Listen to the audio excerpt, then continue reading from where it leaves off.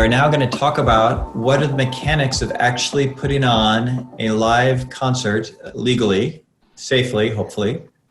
In this moment, Kate, can you say hi? Yes, hello everyone. Happy to be here. And this is really a great moment because Dani runs one of the coolest venues I have ever seen. And I have not had the pleasure of going to visit it in person, but she opened last weekend and she's got people coming back to her venue. So I'm just going to pass it to you, Dani, and you can take it from there. Thanks, Kate. Yeah, and I mean, it was an exciting weekend last weekend. I can tell you that the sense of euphoria around creating a production with the team, with the servers, with the crew, the artist, everybody, it was pretty impactful to see how much we missed it, how much we needed it. I think I can screen share here, Alex, can I? I have some pictures for you to show of the event and some context about the venue itself. So I will, everybody see? I'm going to go back one. So the venue itself is pretty far out there in the mountains. So the community that it's in is in a national forest, and we're about 30 minutes from downtown Fort Collins. So it's quite a trip to get up the hill to come see a show at Mishawaka. And generally in the season, we use shuttle buses and all sorts of things to bring people up there. It's a place that has 60 parking spaces, but 1,000 person capacity in the regular season. And it was built in 1916, and that is still the same building that we use for our restaurant and the indoor venue. This picture's from about 1925, I think, of the space. This is a picture of it with no one in the venue. You can kind of see this is with our full deck where we have our restaurant, and out beyond that is our venue space. You can see the stage back to the right. And then here's an example of kind of like what the shows are in 2019. So it's an incredibly intimate outdoor venue with a lot of good viewing space. You can see there's a lot of people that get crammed up in there.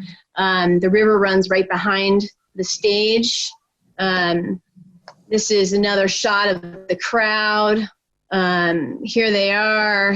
You know, this is a shot of an artist who has oftentimes at Mishawaka, artists get overwhelmed and jump into the crowd and hang out, and this is a picture of that.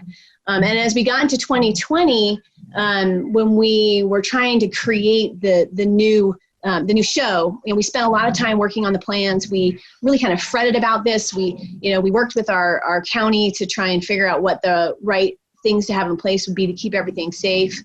And when we came out, we had the Beeves were the first show that we had. And Margot Sease here, you can see her on mandolin, is going to be talking more about her experience with this. But the Beeves came out, and I would say that that this is the first ticketed show for a performance in Colorado. It's a pretty significant moment. This is Ian from the band. And this is a band that, this is a rowdy crowd. The last time I saw the Beeves perform in Fort Collins, there were kids smashed up at the front and, really enjoying this set, and their social distancing did not exist at that show. That's a great shot. They are. And then this is Ian jumping down into the crowd, right? Like he's ready to go. He's jumping into the crowd. And then here's the crowd. This is what the yard looked like for the show. And, it was a different experience altogether. Here's later on in the evening when the next band came on, My Dog Ate Chad, and, people are kind of moving around. You can see in the bottom right of this photo, we do have people standing, but there's not a dance floor and there's not a section for that. Here they are, spending some time together, and this group came together. And that's kind of how we played it out, is that groups together could be together. This is how we configured the yard from a ticketing standpoint. And we learned a lot, because when we put the ticket sales on the web, we had about 1,600 people click through the platform to look into purchasing tickets, 1,600 people. From that, we had 489 people get all the way through the shopping cart.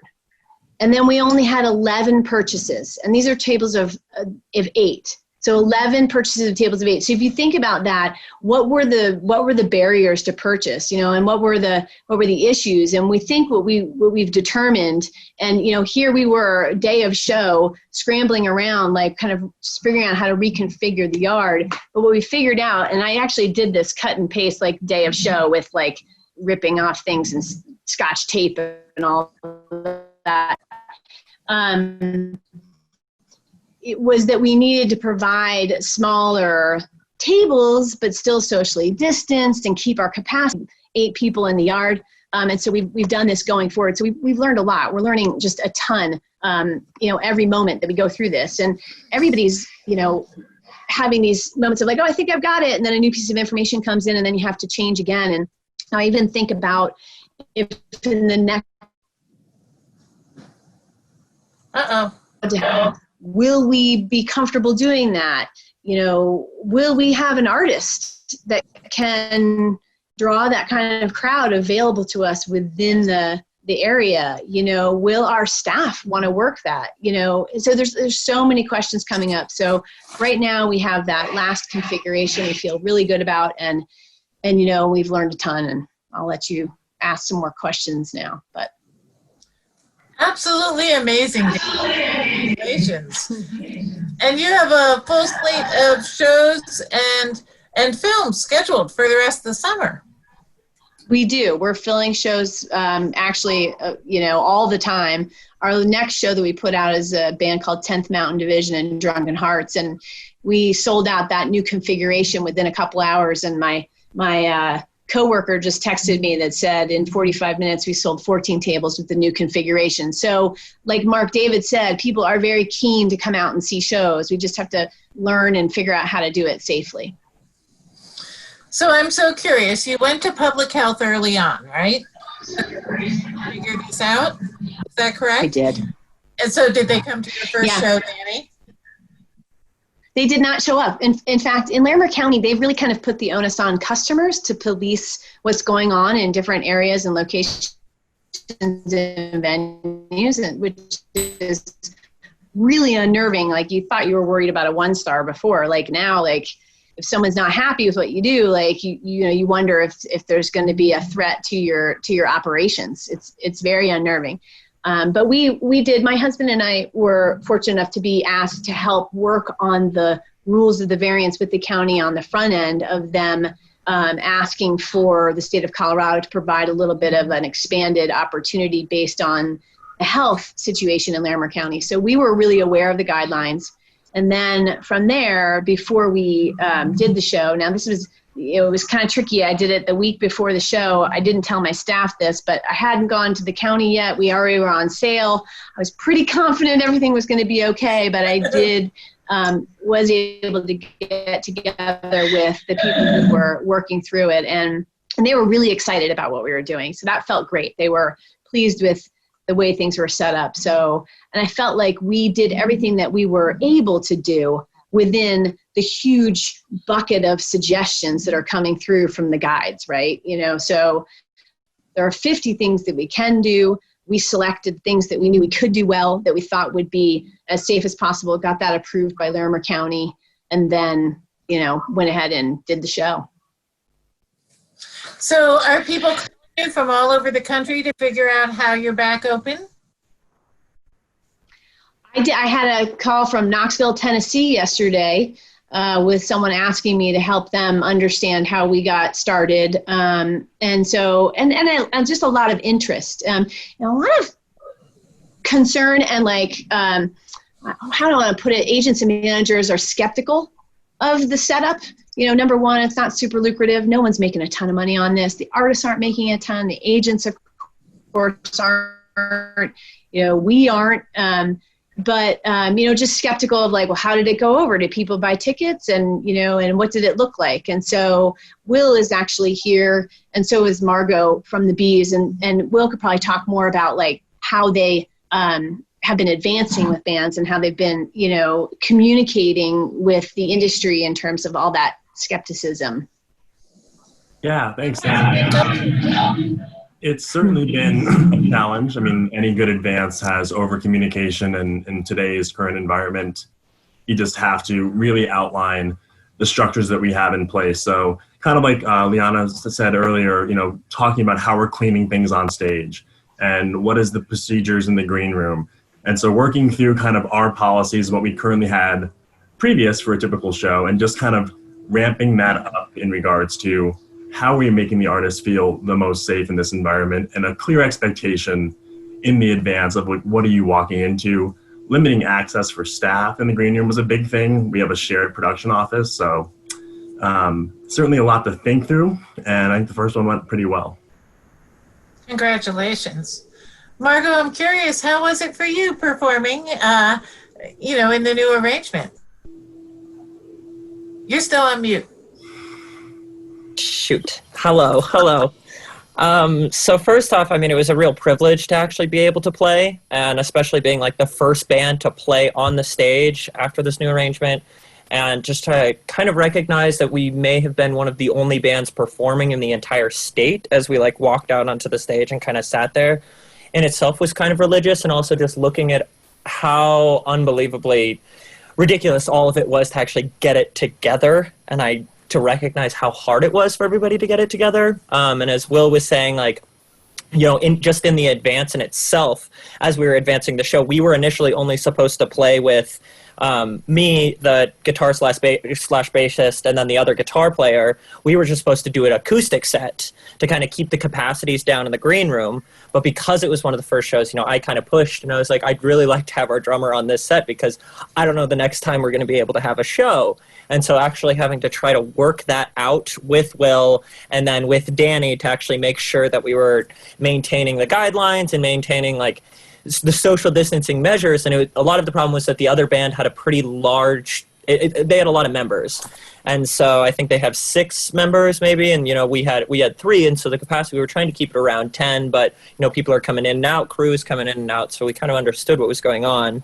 But ultimately, I mean, it was a surreal experience overall, mostly in the actual performance realm of things, because you know it wasn't a traditional show where we are used to, as Dani said, like the rowdiness of the crowd, because we are a harder band and people do like to move around. So it was a bit bizarre to see people sitting down while we were performing hard and like really putting ourselves out there, and to not have that kind of traditional reaction that we're used to.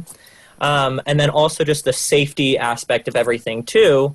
And, you know, trying to invite fans to come and tell people what was going on and their apprehension about actually showing up because of all of the social distancing things, and some people being excited that we had a show, but like we're also giving us a little pushback, like, are you sure you should be having a show kind of thing during all of this? And it was like, well, you know, we don't know how all of this is going to look, but all we do know is that the tables will be distanced, and that's what this is going to look like. And so we didn't have a complete clear set of what this was going to look like until we walked in. And overall, I think it was, you know, extremely successful in the end. I sat in the venue for a long time and kind of soaked it all up at the end, because I realized it was like, gosh, we haven't had a show in over 3 months, and it really is our livelihood. We're used to playing, you know, once to twice a week, and then touring. We'd be touring a lot right now, and then festival lineups. I mean, and we're just stuck at home. We are just stuck at home, and we're a bit exhausted from all the live streams and the effort that it takes to actually put those forth, and to not get, you know, the monetization that I think Leandra was talking about, and also just some of the effort that we're actually putting forth and the reaction that we get out of it. So overall, it was an amazing experience. I know I just threw a lot out there, but that was pretty much where how I felt about everything. That is great. We do have a couple of questions coming in from the audience that I would love to share with you. What did you find is the optimum size for sales is one of the questions. It's really just like how many people can we fit and have the distancing that we need, but we have to have ability to have people come as 2s and 4s. I mean, imagine trying to gather 8 of your friends. Like, what 8 friends of yours that are music fans that share the same music taste that also will sit with you at a table without a mask on? Like, that's a head scratcher in a way. and we just weren't thinking that. We were just thinking, let's just keep it to 8 because that's the rule. And, and so we had to kind of like rethink, we're having to rethink everything. So the optimum sales apparently is as many tables as you can fit in with as much diversity of seating that you can. Great. Got it. There's another really good question here around your reduced capacity and whether it's financially viable and whether you're losing more money being open than you would be if you had stayed closed. That is a really good question. And I don't believe that the production is financially violent anyway. I spent a lot of time with people who have worked with us in the past to do sponsorships, so I could subsidize the production. So the cost of doing a show at Mishawaka is anywhere between $10,000 and $13,000 of expenses to run a show at the Mish. And if you have 1,000 people in your audience and a couple really great bands, you can probably start to do the math on that. But we do have sponsorships that are helping subsidize the production cost. And in terms of, the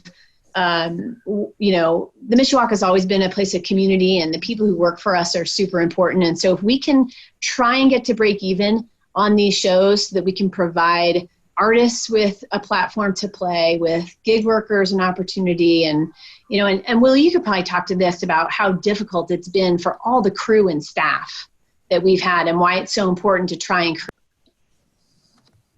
Yeah, it certainly has been a challenge for my traditional house crew members, and without consistent gigs happening, and so that is part of it. And we're extremely fortunate to be an outdoor venue, to have the ability to do tables, to have sponsors to help subsidize this.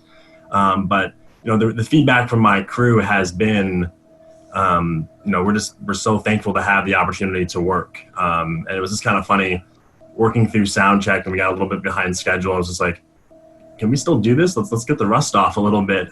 So it was really great to see them out in the environment, and I can't wait to get the crew who wants to work and is willing to work within the parameters that we have kind of up there at the Mish this summer. So it was great to see them back on stage and doing their thing. I would love to ask you each, from an owner, manager, production manager, and artist perspective, what your biggest singular concern is going forward. Mine is staff. We've had 14 really loyal long-term staff members not return this season. And out of 50, employees in the summer season, 50 to 60 employees, that's a large percentage. And just, trying to maintain customer service, additional work that needs to be done for the sanitization process, with less staff has been a stress for me. That's my biggest concern is. Yeah. I think for me, Kate, my biggest concern is, as more people see that we're doing things, that we continue to learn new and innovative ways to do best practices. We did it one time, and I want to make sure that we continue to do it the best that we can. And also just, being very clear with artists that, yes, this is a great opportunity to play a show, but this is not like it was 4 months ago. There can't be this massive hanging out and party atmosphere like it has been in some cases. So just managing the expectations and being sure that I'm educating myself and my staff to the best practices that are out there and available. Yeah, and I think for me, it's actually, it's kind of piggyback. And Margot? Yeah. And I think for me, it's kind of picking off of Will's point, and it's actually like the safety aspect of everything, and wanting to make sure that, there aren't big parties after the sets, or the crowd is really respectful of everything going on, and they're not kind of coming up to us after the sets and everything, so we're not exposing ourselves to a lot of different people. And also making sure that all the venues that we are playing in going forward are hyper vigilant with cleaning practices and microphone practices, and that it's not just one venue who's taking it seriously, it's everybody, and that these are really in place everywhere we go, so we feel safe when we get on stage. And I know and a lot of it is just the unknowns of what is to be, so. And I would add to this, Margot, you and the Beeves, among other artists, are kind of meeting this situation halfway, you're not getting the same talent fees that you're accustomed to getting for these performances, and you're kind of doing that going into this knowing that things aren't the same. And one of the things that concerns me a lot is ticket pricing and equitability for people to go see shows. And some of the artists that we work with, when we're looking at a number of tables, how much are you charging for a table? Are you charging $1,000 for a table? And if that's the case, how many of your fans can come in and see the show? And artists like the Beeves are consider that and think about that, and are meeting us halfway and reducing some of their talent fees, which I think is really going to be difficult. And, so is this financially viable for artists all the time, for the, management crew that they have with them? That's another big concern. And how do we keep music equitable for everyone? There's a risk that this could become a very elite thing, live music. Right. Yeah, and Dani and Kate, if I could jump in on that point, I think part of what's so helpful about what you're doing at the Mish is, as we start to get more tangible and sort of understand what this is going to look like and what that means in terms of the economics, then that brings in the public sector and people like Kate and her networks, people like Megan and the nonprofit networks, the work we referenced at the beginning of the program with NIVA trying to get congressional support, that there absolutely is going to be a significant economic burden here, not only in terms of the lower revenues that are going to be generated because of social distancing, but the additional costs related to sanitation equipment and cleaning crews and all the extra things are going to have to happen. So we are trying to be very clear in the REVS initiative that there's a very narrow piece of this that we're trying to solve, or not solve, but trying to address, which is, again, getting venues open as quickly and safely as possible while protecting our music workers and protecting our audiences. And as that gets clarified, and again, it's going to be different in every community, but then that other piece just has to be addressed in a sustained way. I'm sorry, Kate, I didn't mean to jump in on your segment. Oh, no, I know we're at time, Michael. I'm wondering, are there any other salient questions down there? Did you see any others that we should be asking while we have this? Well, I think that, the question has come in a couple different ways, and it's a great question. It's almost more of a rhetorical question for today's conversation, but it is how are people navigating the other elements of the music, of the entertainment industry? I think Mark talked to us a little bit. People who are just opening up and saying, all right, we're just going to go do this thing. And they're not really doing that with respect to public health or the safety of their patrons or their employees, but that certainly is out there. And so you've got this kind of dichotomy where you've got the REVS organizations and a lot of venues creating a high bar in terms of how does this work and what needs to happen. And then other people are just like going and doing it. And how are, people like Dani or Kate, what are you seeing in King County, or even, not to put Megan and Leandra back on the spot, but even in Ohio, like how are people navigating that sort of different approach? Because certainly that is a reality. People are going out, they are going out in situations that maybe are not as strenuous in terms of public health considerations as we'd like to see. Well, I answered in the Q&A in relationship to that. As I said before, I think there's power in people being able to come together. And one of the most exciting things for me, to get connected with first the Cleveland Music Club Coalition, who had come together around common issues before, and then see how that group became very open with one another. I think it just does create a setup where there's a power to act together. And I think there is some peer pressure that can be applied when you've got a unified voice of venues saying, hey, this is where we think we really need to be headed.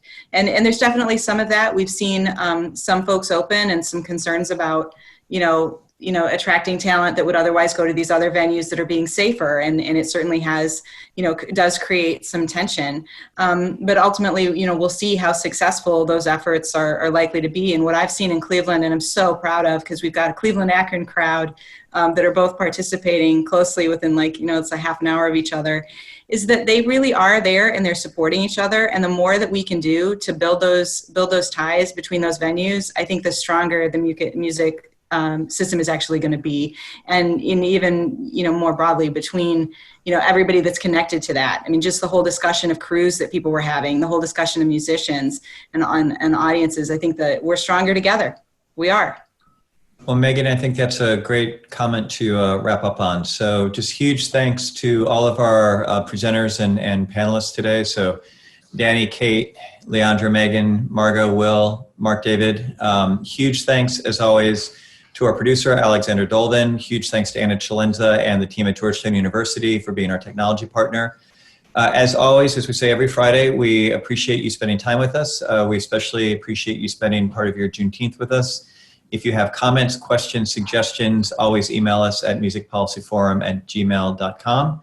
And with that, share the archive if you have friends and colleagues who you think would enjoy it. We appreciate your time. Thanks. Have a great rest of your Friday.